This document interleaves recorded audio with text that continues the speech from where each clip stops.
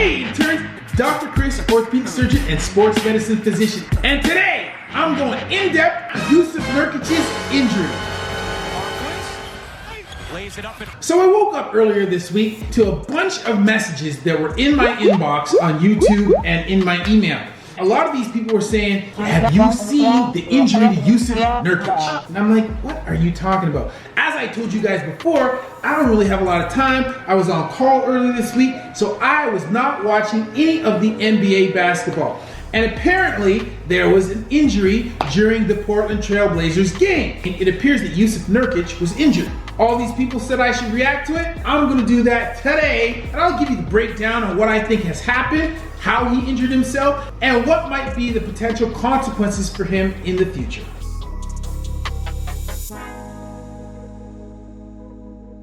So as always, I have to give you the disclaimer, injury footage will be shown. So if you don't want to see that, be sure to watch one of my other videos, like when I operate on an orange, when I do the Aquaman workout, or when I take a high school biology test. I have to first say, even though I am an orthopedic surgeon and I see these injuries when they come to the hospital, when I see these injuries happening for the first time, it's always kind of disconcerting. Lays it up and off, Nurkic tip no, and a loose ball. This injury is pretty bad. When we replay this now and we look at the slow-mo, we see that as he tips the offensive rebound, he starts to drift a little bit towards his left-hand side. As he comes to land on the ground, Jusuf's foot comes down on the side of the other player's foot, causing his foot to turn on an angle. So Jusuf Nurkic is 7 feet tall and he weighs 280 pounds. When you engage in any high impact activity, you actually increase the amount of weight that you put through your lower extremities. If you have a body weight of 100 pounds, when you are running, you put 6 times your body weight or 600 pounds through your lower extremities. So now you can imagine somebody who weighs almost 300 pounds, when he is jumping up and then landing on the ground, he is putting upwards of 1,800 pounds through his lower extremity. And that's okay when the bone is straight up and down. As I've said in numerous videos in the past, bones are great in compression, but they suck in rotation. And not only do they suck in rotation, they also suck in bending, or what we call tension. When Nurkic was going to land straight up and down, no problem. His tibia got this on lock. But the moment that he started to tilt to the side and you introduced a bending force, there was no way that that bone was going to tolerate all of that tension force, and a fracture was imminent. And you can see at the level at the top of his socks, there is a sharp protrusion from the anterior or the front aspect of his shin. So right away we know that this is an open injury, more commonly referred to as a compound fracture. And this is a fracture where the bone has come out through the skin. We also know that this is a both bones fracture of the lower extremity because we can see that there is a loss of continuity between the distal fragment of bone and the upper fragment of bone.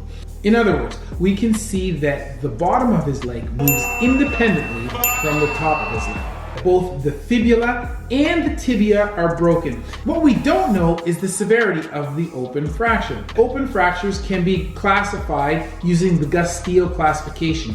The Gustilo system classifies open fractures into levels of severity, with 1 being the least severe and 3 being the most severe. Anything where the opening in the skin is less than 1 centimeter is classified as Gustilo 1. A wound opening between 1 and 10 centimeters is classified as Gustilo 2, and anything 10 centimeters or above is classified as Gustilo 3. Because we can see the size of the spike on the front of his shin, we can guess that that's larger than 1 centimeter, so we know that this is at the very least a Gustilo 2 open fracture. We can't see a lot of blood on the anterior aspect of his leg underneath the sock, so the likelihood that the wound is greater than 10 centimeters is probably pretty low. If I had to guess, I would say that this is a Gustilo 2 open fracture of the tibial diaphysis and fibular diaphysis at the level of the middle and distal thirds. Wow. We can see that as they're taking him off the court, they have him on a stretcher and they have his legs splinted back in an anatomic position, meaning that they have straightened his leg and allow the bone to once again be covered by the skin. Now, because the skin has been disrupted, we like to have those fractures at least stabilized in a temporary manner, if not definitively, within 6 hours. In addition, because of the higher risk of complication and in particular infection, we want to make sure that we treat these injuries prophylactically with antibiotics. As his injury has already been splinted, once Yusuf has arrived at the hospital, he'll then be taken to the OR. That's where we will make a small incision at the level of the knee, drill a hole through the top of the tibia, and we will place a titanium intramedullary nail, which is a rod that goes down the inside shaft of the tibia, and then we will lock that nail at the top and the bottom. Because this is an open injury, we will also perform what is called an irrigation and debridement of the fracture site where the bone came out through the skin. And this is to ensure that no dirt from outside the body has been tracked back into the wound and into the bone, because we want to make sure that we don't get a wound infection, more importantly that we do not get an infection of the bone, which is known as osteomyelitis. Because his leg was turned at such an awkward angle, he will have to undergo a rigorous examination to make sure that he has not suffered an injury to either nerves or blood vessels. Post-operatively, he'll receive antibiotic coverage until we have ensured that his infection markers, such as his white blood cell count, his ESR, or his CRP, have not become elevated. Once we are happy that those have not changed, he'll be discharged home, and then he can get back on his road to recovery. Typically, a fracture like this, if it were closed, would take about 6 to 8 weeks, sometimes up to 10 or 12 weeks to heal. But because this is an open fracture, we know right away that his rehabilitation will be prolonged and his healing will be delayed. Assuming that all things go according to plan, once he is able to start weight bearing, he'll be able to rehab, and then eventually he'll be able to get back to playing basketball, hopefully at the same level than he did in the past. In the end, this is an injury that looks worse than it actually is. Wow, like it looks bad, and it is bad, but this is an injury from which Nurkic can recover. And as I said before, he is likely to return to basketball at the same level that he was playing previously.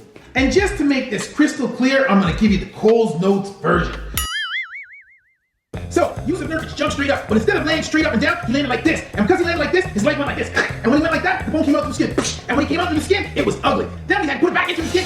We had to take it to the hospital, fix it, put a rod down, give him antibiotics, wash it out. Bob's your uncle. He'll go on to rehab and do well. So there you have it. I've given you the breakdown on Yusuf Nurkic. I've given you the breakdown on Yusuf Nurkic's injury. If you're new to the channel, be sure to subscribe, hit the notification button so that you can get notified when we post new content. If you're a returning member of the intern army, you know what to do. Go hit the like button and share this video with a friend. Okay. And as always, that's gonna work from Dr. Chris, not your everyday ortho.